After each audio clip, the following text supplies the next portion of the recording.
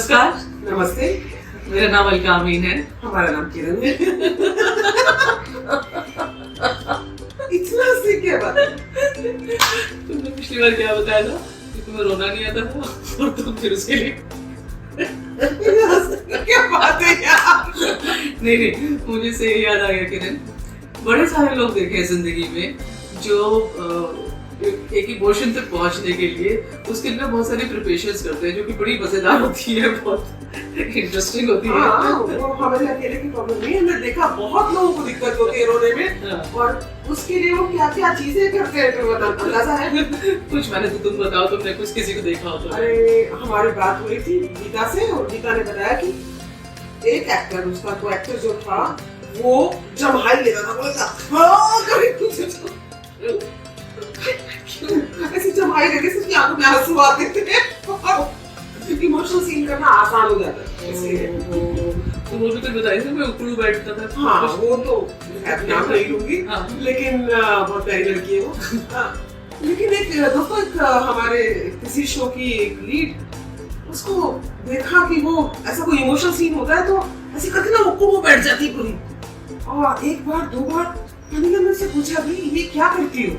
कि मैम क्या है ना कि आंसू नहीं आते हैं, ऐसे झुके बैठती हो तो आंखों में लाली आ जाती है और आंसू आ जाते हैं। तो है भाई, लेकिन अगर आप ऐसे उसको साइड को सोचे कि एक हीरोइन है जो कि बिल्कुल ऐसे खूबसूरत से बनी हुई है, कपड़े पहनी हुई है और अचानक से कुछ ऐसे करने लगे तो बहुत फनी है, ये देखो बहुत अजीब होता है। माफी के साथ, लेकिन हाँ ये देखने में मैं बता रही हूँ, मैंने एक एक्टर के साथ काम किया था, तो इमोशनल सीन चल रहा है और अचानक से जैसे मैं और तुम बात कर रहे हैं, वो अचानक से पलटता था और कुछ करता था और फिर घूमता था तो आंखों में आंसू होते थे। क्या करते वो कुछ ना से पूरी 2 उंगलियां मुंह में डाल के ना कुछ उल्टी सी करता था। वो तो घूम के उल्टी करके वो हाथ के साथ में घूम गया और जैसे वो करता था ना माँ, तो मेरा सारा इमोशन जो है ये लार में यहाँ लग जाता था मेरा सारा। लेकिन था उसका तरीका, आप उसको कुछ कह नहीं सकते। ऐसा करने से उसको आंसू आते थे, उसके आंसू आते थे ऐसा करने से, और उसका वही तरीका था प्रिपरेशन करने का।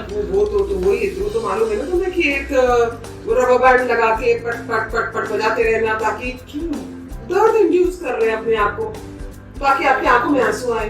ये सुना ही होगा। ऐसे बहुत सारे लोग देखे हैं जो अपने पूरे दोनों नाखून ऐसे गड़ा लेते हैं बुरी तरह से, हथेलियों में ऑलमोस्ट खून निकल आता है, लेकिन वो इसलिए करते हैं कि उनके आंसू आ जाते हैं। बहुत सारी चीजें करते हैं दोस्तों लोग अपने परफॉर्मेंस इंप्रूव करने के लिए। सच में थप्पड़ वाली बात बताओ ना, अरे हाँ ये काफी सीनियर एक्टर है, बहुत अच्छे एक्टर, और लेकिन जैसे कोई उनका ऐसा सीन आता है जो इंटेंस है तो वो संभाव शायद अपने आप को उस मूड में रहने के लिए साइड में जाके बहुत सारे थप्पड़ मारते हैं, फिर चेहरा मेरा लाल हो जाता है, फिर आते हैं हाँ चलो ओके एक्शन। मुझे लगता है कि कई लोग बहुत ज्यादा वो रियलिज्म में जाने के लिए, उस रियलिस्टिक जोन में पहुंचने के लिए ऐसी चीजें करते हैं। जैसे कि मैं एक एक्ट्रेस की बात बताऊं तुम्हें, उनका एक ड्रंकर्ड सीन, दारू पी हुई है उन्होंने, ऐसा एक सीक्वेंस था उनका और उनको एंट्री लेनी थी लड़खड़ाते हुए। तो उन्होंने कहा कि भाई मैं तो 2 पैक पीऊंगी, उसके बाद मैं रियलिस्टिक फील होगा, मुझे थोड़ा सा नशा होगा तो मैं अच्छा परफॉर्म करूंगी।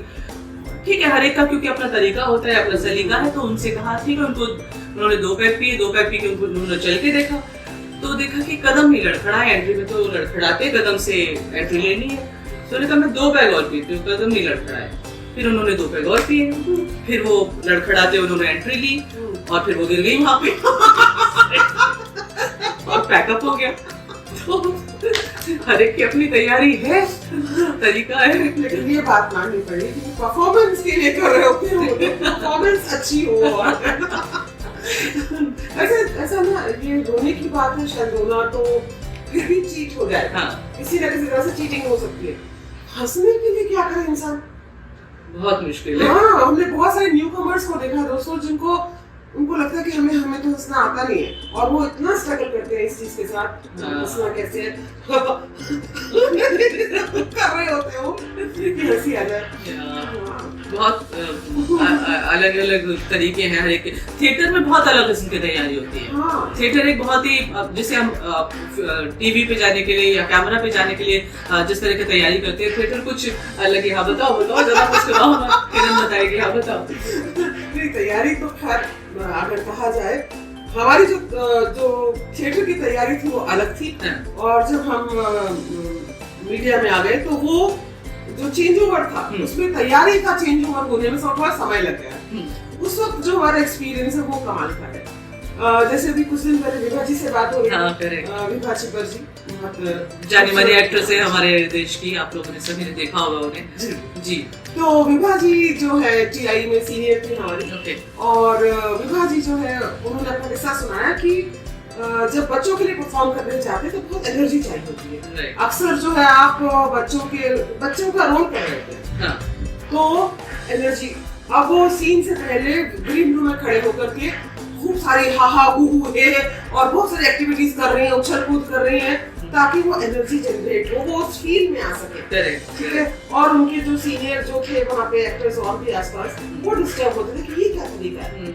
उन्होंने डायरेक्टर से शिकायत की, और खैर डायरेक्टर ने बोला कि यही तरीका है, तैयारी का तरीका यही।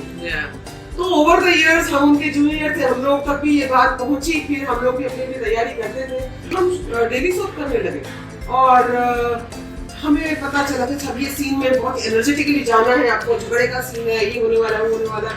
तो हम ना खड़े होकर पूरा तैयारी करते थे, और शुरू में लोगों को लगे क्या हो रहा है, इसको तुम क्या कर रही है। बाद में उनको समझ आ गया, और वो फिर मजाक बनाने लगे, अरे किरण जी की तैयारी शुरू हो गई, एंट्री आने वाली है। तो हाँ, पर अब हमें समझ आ गया कि वो इतना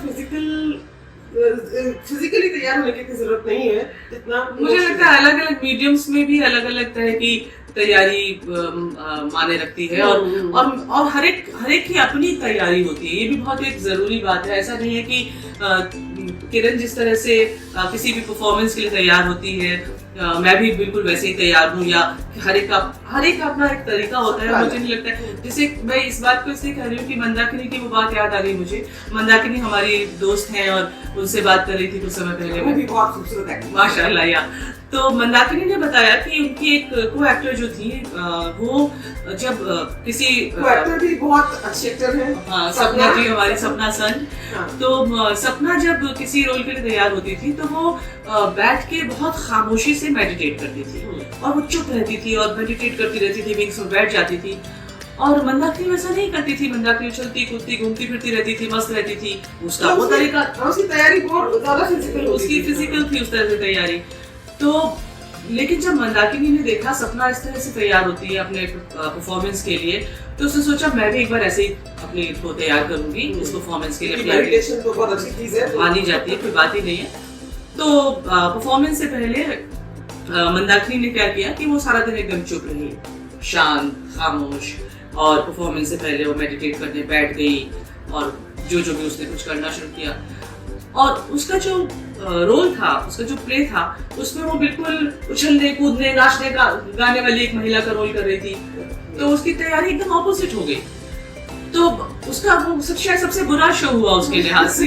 तो हर एक को अपने लिहाज से मेरे ख्याल से तैयारी करनी चाहिए। हमको किसी को देख के नकल करके, किसी की भी तैयारी को देख करके किसी भी तरह का रिएक्शन देना, हैरान होना, इम्प्रेस हो जाना या हंसी उड़ा देना बहुत आसान है। वो उस तैयारी से क्या गेन कर रहा है ये वही जानता है, और हम लोग दावा नहीं कर सकते। अक्सर ये कि हम लोग को थोड़ा फनी लग जाता है, अजीब लग जाता है बस, और उसका हम मजा ले रहे हैं, शेयर कर रहे हैं कि कैसे डिफरेंट है लोग और उनकी तैयारियां।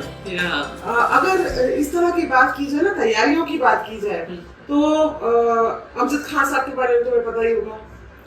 मतलब ऐसा सुना है हम लोगों ने कि शोले फिल्म में उनकी कास्टिंग हो गई, और बहुत कन्विंस्ड नहीं थे डायरेक्टर कि ये मेरी सही कास्ट है, और या वो तैयार है इस रोल के लिए, ऐसा कुछ। तो उन्होंने अमजद खान साहब को बोला कि तुम तैयारी करो। अब अमजद खान साहब रोज सेट पे चले जाएं, 1.5-2 महीना उन्होंने किया, कॉस्ट्यूम पहने, मेकअप करे, पूरा गेटअप लेकर के, और सेट पर घूमते रहे। फाइनली उन्होंने परफॉर्म किया, और क्या परफॉर्म किया वो तो सबने देखा। थिएटर में भी है, बहुत सारे लोगों का हुआ कि बड़ा रोल कर रहे हैं, क्लियर करना है, या कोई तो पूरा चोगा पहन के ही अपने आप को कैरी कर रहे हैं कहीं तक। या अगर किसी गरीब मुफलिस का रोल कर रहे हैं तो नहाए नहीं। हाँ 20-20 दिन ऐसा सुना है कि 20-20 दिन तक नहीं नहाए रियलिस्टिक जोन में जाने के लिए, या इस तरह की चीजें करते हैं लोग, बड़ी फनी है। लेकिन हाँ तैयारी जरूरी है, परफॉर्मेंस की तैयारी बहुत जरूरी है। बिल्कुल, सिर्फ सेट पे पहुंच करके या शो से पहले नहीं, एक्टर की तैयारी एक्चुअली बहुत पहले से शुरू हो जाती है, और जितना तैयार एक्टर होता है वो दिखता है। राइट। तो लेकिन कुछ तैयारियां जो है आई थिंक हर एक्टर वो एक्टर के लिए जरूरी है, चाहे वो बड़ा है, छोटा है, अभी आया है या पुराना है। क्या जैसे वो है दूसरों का ख्याल रखना, अपने को एक्टर्स का ख्याल रखना, और उसमें उनको स्पेस देना, उनको भी इम्पोर्टेंस देना, वो तो एक बात है ही।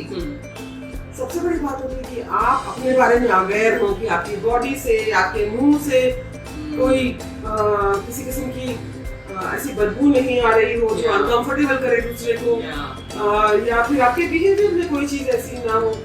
तो वो कुछ चीजें हैं जो आप किसी के भी पास जाके अपना थोड़ा सा ख्याल रखें, ये हमें लगता है। मुझे लगता है किरण हम इस बारे में और बहुत सारी बात आगे कर सकते हैं तैयारियों के बारे में, और ये तो अभी हम एक्टर्स की तैयारी की बात कर रहे हैं फिलहाल। तो मेरी गुजारिश है आप लोगों से, आप बताएं एज एन एक्टर, या आपने अगर किसी को देखा हो किसी भी रोल के लिए प्रिपेयर करते हुए जो कुछ अलग हो या स्ट्रेंज हो या इंटरेस्टिंग हो, तो वो कैसा होता है, किसी ने किया हो, वो उसके बारे में प्लीज जरूर हमसे शेयर करें अगर आपको लगता है तो। और कोई जरूरत नहीं है हमें किसी का नाम जानने की या बताने की। हाँ बिल्कुल, हम सिर्फ बात शेयर कर रहे हैं, राइट, एक्सपीरियंसेस की बात कर रहे हैं, तो नाम नहीं जानना चाहते, सिर्फ वो किस्सा जानना चाहते हैं, वो मस्ती जानना चाहते हैं, आपका वो अनुभव जानना चाहते हैं, तो प्लीज वो शेयर कीजिएगा। और चैनल को बोलो ना सब्सक्राइब करने, कोई बोल रही थी यार, लाइक करें, शेयर करें, और सब्सक्राइब करें please. Thank you so much.